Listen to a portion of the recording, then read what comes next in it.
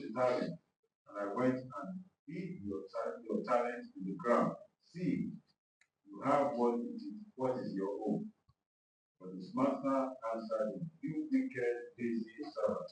You knew that I reaped the harvest where I did not sow, and gather where I did not gather seed.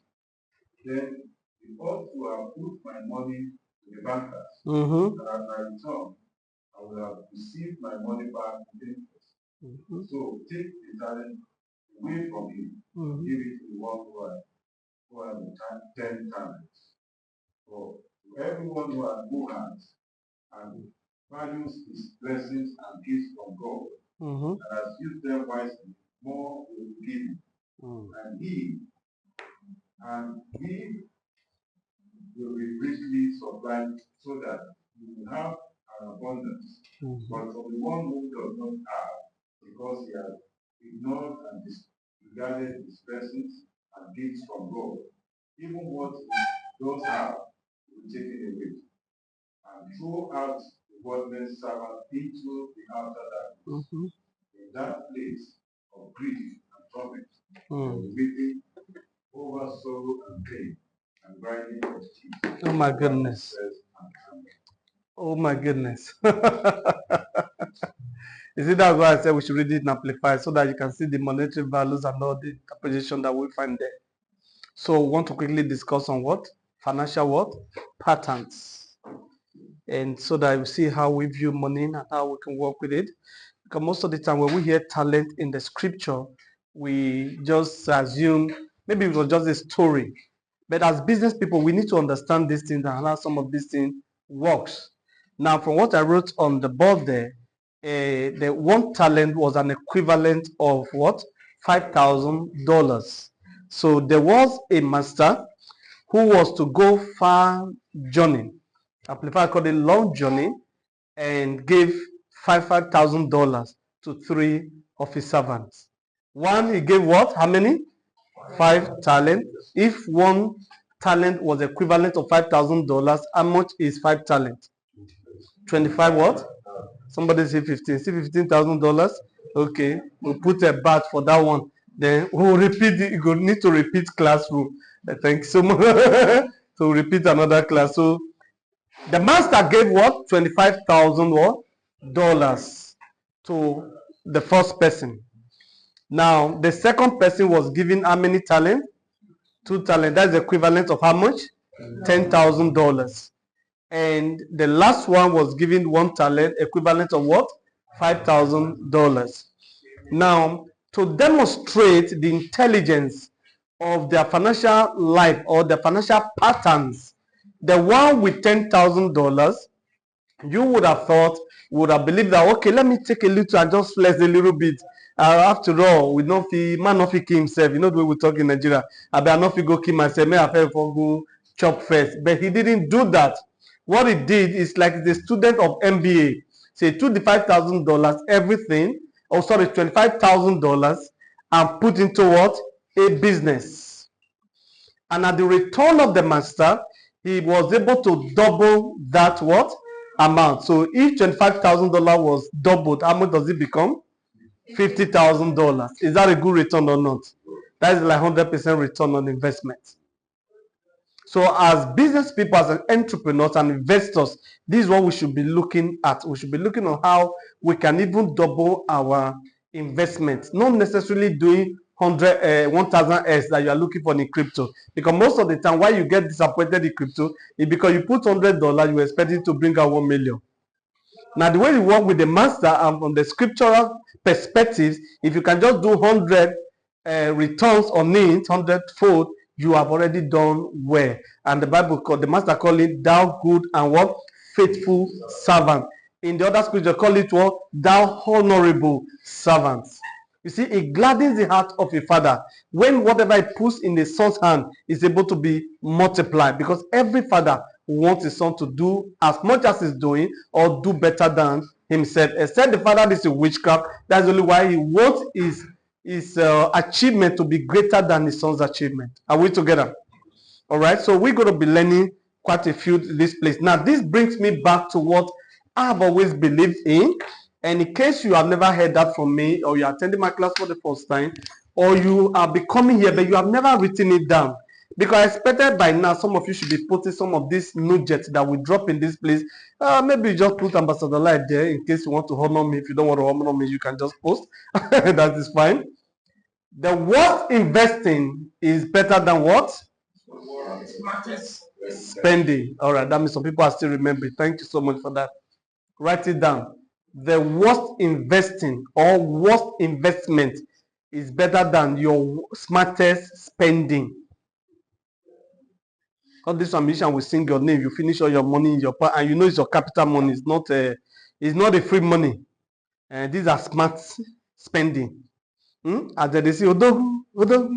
Yeah, the one you didn't want to touch. You know, especially these days that that we now have money sellers in parties. It's very easy for you to use your ATM and say, hey, you get, come here, come here, come here. Give me another bundle. Odogu, Odogu. Now you today, give me another bundle. It's a very smart spending. But I'm saying that your worst investment that seems so insignificant is better than what? The smarter was spending. So mind how you spend. Be financially intelligent. Now, in the intro, still in the intro, what I observed that we serve a God who is a profit-minded God. That our God is what? A profit-minded God. He created just two persons, Adam and Eve, and he proclaimed first and foremost what? A blessing on them to go forth and multiply and what? Be fruitful. You remember that? Just imagine that. And the earth is filled with over 8 billion of humans today because of that blessing that God poured on Adam and Eve. Are we together? So you now find out you are the only one who is not actually profit-minded. You say, I'm profit-minded. No, it tells at the end of the day in what you do with what comes to your hand. Last time we did a training here on how to label every money that comes to your hand. How many people listen? So in case you didn't, when you were not here, please go to my YouTube, subscribe to all my social media handles, Ambassador Light Jeremiah. I may take the same name to make it easier. Go to my YouTube, subscribe. Please share with your friend, let them subscribe. You find our videos for free. And you go and learn how to label your money. Every money that comes to a wise man's hand, you must know what that money is for. Don't just spend at random. What that money is for. All right? Most of the time, don't have money stored anywhere in any bank that is printing millions. Because they come, I quickly divert them to where they should go so that they can multiply more money for me. I know poverty will not look good on me. Will it look good on me? I'll be looking like Filipino. Looking like one small Chinese that misses way. So I hate poverty with passion and I teach it with delight because I don't want anybody broke around me. So if God is a profit-minded God, why are you so careless with the money that comes to your head? If you've done any accounting on the money you have touched from January till now, you'll be crying. You never knew such millions passed through your hand. You thought you were broke. The reason you thought you were broke because you don't really have an accounting system. You don't even know how much comes to your hand every month, and you don't know how much go out of your hand. If they put them together, you will be so surprised that you have touched such money this year alone. Because you lack what? The ability to label your money. So we have a full teaching on that. Now, number one, I want us to look at now on the financial patterns is that the 3 years principle.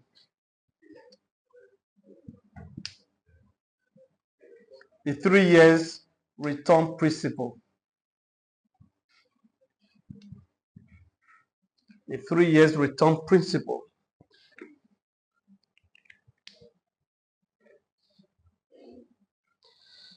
Now, from that scripture we read in Matthew 25, it talked about that how the master came 3 years after. He went on a long journey for 3 good years. Now, the question is that why the 3 years? My simple answer that is what? It's a fair expectation. It's good enough. Because if I gave you $5,000 and I'm coming 3 months time, it simply means that I never wanted you to do business with it. I probably wanted to play gamble with it. Niger bet and multiply it. Because 3 months is just too short for me to come and be expecting something solid to come from it. So that means I was not actually talking about legit investment processes. So I wanted you to do something stupid with it and probably just get all that. All right. If I wasn't gambling, and from this place we knew that the master was not gambling with these people, that was why he took him what 3 years to come back to check on them. So the first thing that we're looking at is what the 3 years what return principle. Number 2, savings.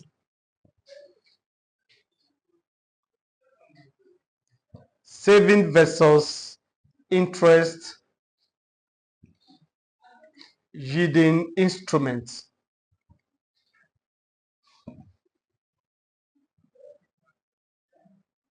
Some of you that like savings badly.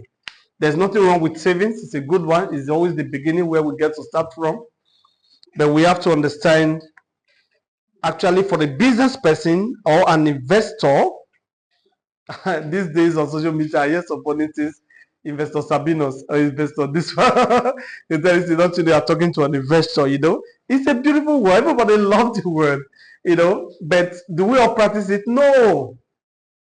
So I'm training you in the way you can practice this thing, where you are be intentional in what you are doing. Now the servant saved the money, but not an interest yielding instrument. There was a problem. The money was saved. Remember, he didn't touch the money. He didn't lose 1 naira on the money as far as the servant was concerned. So, but the other 2 servants did what? They invested it. They took the money through what? They yielded it to what? To interest what? Instruments. Now, this takes us to the 3rd one. If this guy saved this money and he returned the money exactly the same amount that the master gave to the man, to him, why was the master angry?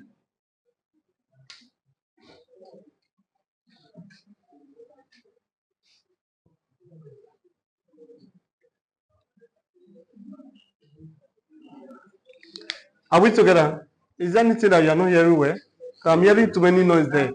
Saving versus what? Interest yielding instruments. All right.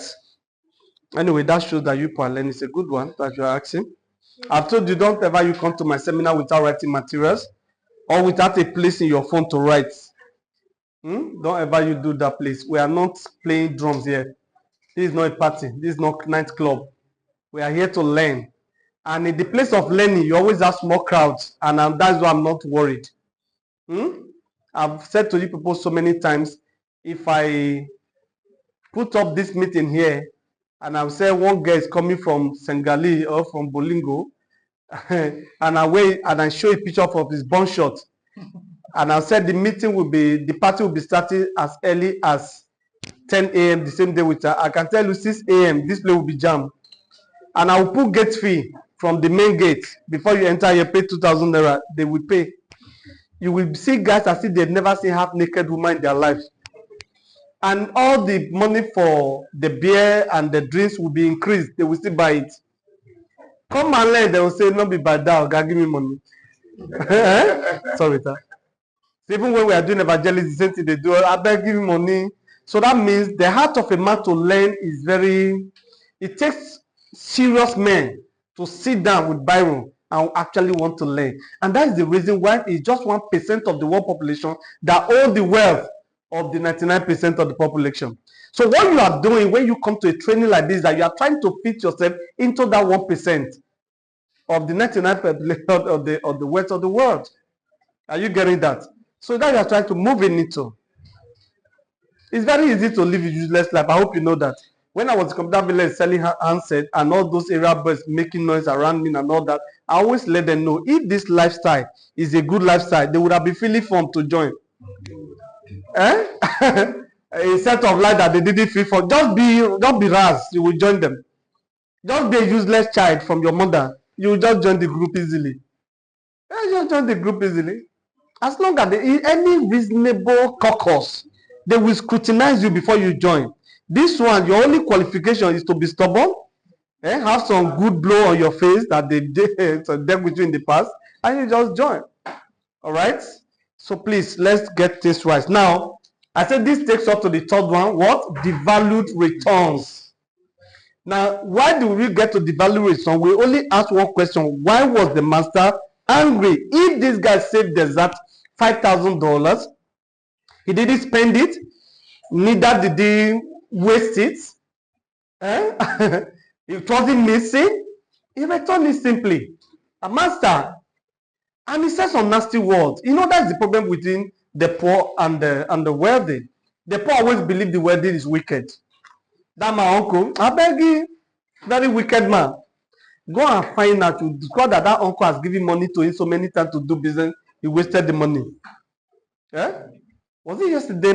I think it was Mr. Felix that was telling me how somebody that was trained by his brother, they spent no less than maybe 5 million on it, and the person is still waiting for the uncle to be the one to find him a job. I spent 5 million in training you through an academy. You still want me to be the one to call Mr. President to get you a job after I spent 5 million on you? That's the way poor people think. He said, I know you are a wicked master, and you reap where you did not sow. Imagine. These people are not afraid though. You were telling your master that of a short thing that you knew that he likes to reap where he not so put. So this money, have you ever heard that some people wasted money? They say that money uncle gave me was not pure. Have you ever heard those kinds of things? Who even know the money he gave me self? That uncle. Leave that if I tell you. Poor people are wicked. They're just naturally wicked. I don't just know why. I work so hard, gave you money to do business. You say I put something inside the money. Okay, you that has everything going and positive, how come your positivity could not trap on that my negativity and still make it? Why is my negativity superior to your positivity? If truly you meant business, you meant well. You see it in scripture, it's not new. Do you know how disappointing it will be for a master to be returned after 3 years and you look straight into my eyes and say, take your money, Jare, wicked man. I no fall for your trap, oh. Is it not go for? I no fall now. Look at you. I get a parcel now. I get a parcel. See your money. In fact, see the color. It no change. It got the master so mad. See, the master was angry. So what? He said, cast him into the outer darkness. Cast him there. You know, if you want to take this teaching out of money teaching to eternity, not all of them are going to cry here. I say, like, this same teaching now. Because that's what will happen. Because Christ died for many of you now. Not value. Now still want to do some sacrifice. Say that day, say, cast him into utter darkness. It's an ungrateful servant. Even the price I paid for him, he has no idea of it. He's taking it for granted. So he was so angry. He devalued. Now, this is way to explain that. If I gave you 1 million naira this year, and I return 3 years after, and you are giving back to 1 million, to you are giving me 1 million. You have actually devalued the currency without you know. That was the anger of me. He said you are giving them to bankers for me, at least. Since you couldn't spend it, you couldn't invest it, why did you just give it? Just drop it there. At least you are returning it to me with some interest. Your God is so mindful of interest. You are the only one who is not mindful. And that's why you are taking your financial matters very carelessly. You are not very serious with it. Missing meetings for me is one way to know a free meeting. They are not paying. I've been invited to some meeting where they put how many millions? Is it 7 million just to attend 2 days meeting? I've done one of 250,000. Guess what? It was an online Zoom. I don't meet person one-on-one. They were in Dubai. I was there. It's a Nigerian. We're doing it on real estate and some marketing. The same thing I teach here is what they taught at eventually. I just smile. Say, well, that's how it is. And I paid 250,000 for it to attend a 2 days meeting online. So please don't joke with these things. Now, I also want to look at Now, sorry, on that one we're saying, okay, I say, if I'm giving you $5,000, 1 million, and in 3 years you return it to me, it simply means you have cheated on me because of the literal devaluation. This was the reason master was angry. You've cheated on the master. To you, I'm returning the same money. No, you are not returning the same money to me. So I'm the one that lost eventually, not you. You didn't lose anything. All right. So this was the reason the master was angry. Now, I'm looking at, okay, why was the servant? Why did he do it? Because number 4, the fear factor. He had the fear. The fear factor. He said, I was afraid. It's there. Go and read it again. Why did you say I was afraid? Because you are a wicked person. I don't want your trouble. Now, but the truth is that running a business is risky because you can lose everything. Is running the business not risky? It is risky. So he has some truth. He has some points. And the only problem was that he would have given back to the master the same day, or drop it somewhere since he couldn't find the master to give it back to. At least drop it with the bankers, like the master requested. So the fear factor was his reason for doing that. And of course, because business is risky and you can lose all the money for doing that, I simply did this place. Profit-mindedness drives away fear of loss and eventually produces you financial freedom. Do you get that? Profit-mindedness drives away fear. You know, Bible talks about perfect love drives away what? You remember that? Okay. Now, profit-mindedness drives away fear of loss and eventually produces you what? Financial freedom. That would have become his motivation. It wasn't his motivation.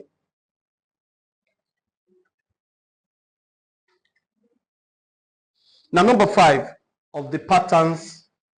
Now, another pattern about money that I want you to know that must come with it. It comes with it as money begins to come to your hand. Some people try to teach against it. I don't teach against it because it's normal. All right? For example, when I started holding meetings on cryptocurrency, I started from my house, my parlor, because I couldn't have money to pay for a hall like this. So this meeting will cost me 70,000 naira, for example. All right? And the only person that has ever joined me paying for this place is General Matis. None of you have asked will. You see why they ask you to pay off for church? Because they say may you use your mind give. At the end of the service, you know drop and remember to drop anything in the back. So when they say offering time, you are angry. Because even the pastor knows that if it's okay, as you are going, drop money in the basket, many of you won't drop. You pass, waka pass. Waka pass. All right? So be part of this, be here. If you are enjoying something, there's nothing stopping you. Say, okay, I pay for 1 month, 1 month. How much is that? So please, that's all for that. But then let's stick to this. Now, what I'm saying is that I graduated from there. I remember I had the one place at Alagbole Junction, AK Wilson place there. It was also free. My friends to come and use this place. From there to one hotel without AC. Now we can stay in the place with AC. Are we together? So what am I saying? The 5th one is what? A new expenditure pattern. Write it down. Number 5 in the patterns of money. New expenditure pattern. What is new expenditure pattern? Money changes your appetites. The new expenditure pattern is the change of appetite. This one is a must. Even if you want to force it, say, oh, please let me just still be eating my dodo. I never graduate to be buying something bigger. It's a lie. There's a way money forces you to buy something higher than what you were buying before. Your appetite must change. The earlier you recognize and realize that, the better for you. No matter how you try to pretend, let me still be drinking my gogoro instead of drinking big stout. It's a lie. Your appetite will change. For those of you that drink that. Are you with me? Your appetite will change. If you were living in one room, now you want to live in a mini flat. Your appetite must change. So prepare for it. This is the reason I am not a student of spend less than you earn. It's a beautiful teaching. It's a beautiful idea, but I'm not a student of that as much. Rather, I'm a student of cash flow. Open up more access. Open more channels to making money. All right? Until you have more money than your expenditure. Are you with me? Because that is actually where your wealth comes. Make more money than you are spending. Then you cannot call yourself rich. The reason we are still struggling so much is because what we are spending is far more than what we are earning. All right? So instead of being an ardent student or spend less than you earn, that will weaken your soul for prosperity more than if you shift it on the other side, the pendulum, and make it like, no, I need to open up more channels to make money. Are we together? All right. Now we are on the final submission now. So be a student of cash flow mastery. Now the final submission, attitude to wealth creation. That is the fifth pattern, be the sixth pattern to your financial patterns. Attitude to wealth creation. Is that number 6? Yes, 6. Now you can have the wrong attitude, that is 6A, wrong attitude. Now what is the wrong attitude of such person? It's never enough attitude, and that will lead to poverty for life. Whatever you earn is never enough. You see now, as much as your appetite will change as part of the patterns of wealth creation, it doesn't mean your appetite will not change to your destruction. Are we together? Oh, Ambassador Light told us appetite must change. That it must change does not mean you should not do it to your own destruction. Are we together now? There's no way I will buy Rolls Royce even if I have the money to buy Rolls Royce. Now I won't buy it now. It's wrong attitude. God bless you. You got it now? Yeah, you get it now. You get it now. You get it now. You get it now. So that would be wrong attitude. Because if one thing spoil, if you take Charis to fix it, not one mechanic in your backyard. And those ones, they don't rush. One day I wanted to fix something in my range, and I went to Charis. They have a branch here in the Ikeja. So one of the boys told me that if I get to drive into Charis, and for me to bring the car out, that I drive in, that they open off the car for them to enter check. Even if I change my mind, it's 250,000. for coming out, for coming into their territory and let them touch you with the instruments. Even if I say, okay, I will come next week, no problem, sir. But as you are going, you pay that one. Because we just show you your sickness. You can't go like that, man. So if you are not ready for such expenditure, don't go there. So very, very important. So have the right attitude. So the wrong attitude is that it's never enough attitude. No matter how much you give to that person, it's never enough. And that's why the Bible says only fools spend it all. We have taught things in that dimension before so many times. All right. Now the second one, noble attitudes or noble adventure attitude is an eternal motivation for wealth creation. Noble attitude, engage yourself in noble works. The reason some of us want to make money because we want to give back to society, we want to do a whole lot of things.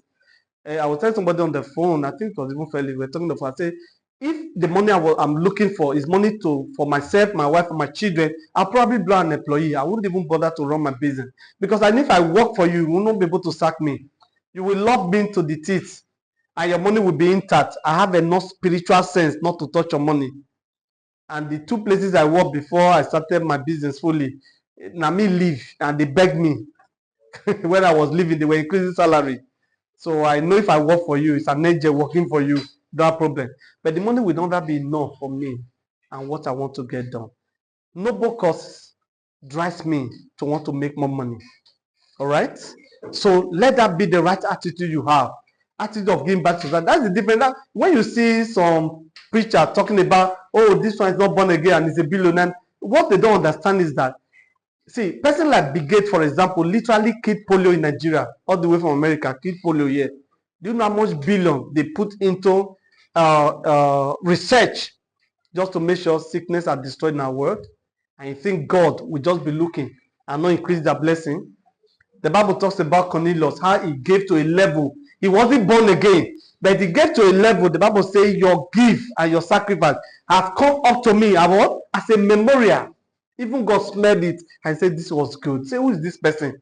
Angel, hey, meet Peter. Peter, go preach the gospel. Because in the ordinance and the arrangement of heaven, angels cannot preach the gospel. They can only talk to somebody who has enjoyed salvation to be able to communicate the same to somebody else, because angels were not died for. Angels don't have the body we have. All right, they have glorified body. Right? That's why you should know. So when you are going to heaven, you're not going to go with this body. You're going to go what? With glorified body. So those who think that you're going to get married when you get to heaven, you can see they missed it all together now. Because there is no marriage and giving in marriage in heaven. Because the body you are going with does not enjoy sex, do not enjoy food, do not enjoy water. It's a glorified body. You have a cloth that fits to be fixed to your body. You cannot pull it because you don't need to shower and you don't get dirty. Are you getting that now? So everything that has to do with all of that has to be here and nothing but this place. Is that correct? So let noble cause drives you to create wealth and create more of it and to be a blessing to our world. Now, this is my last statement here. No matter the good wishes of a poor man, it will only end as wish. It takes good money to changing our world. Thank you. God bless you. All right, we're done for today. So next week, 10 o'clock. Thank you so much the way people.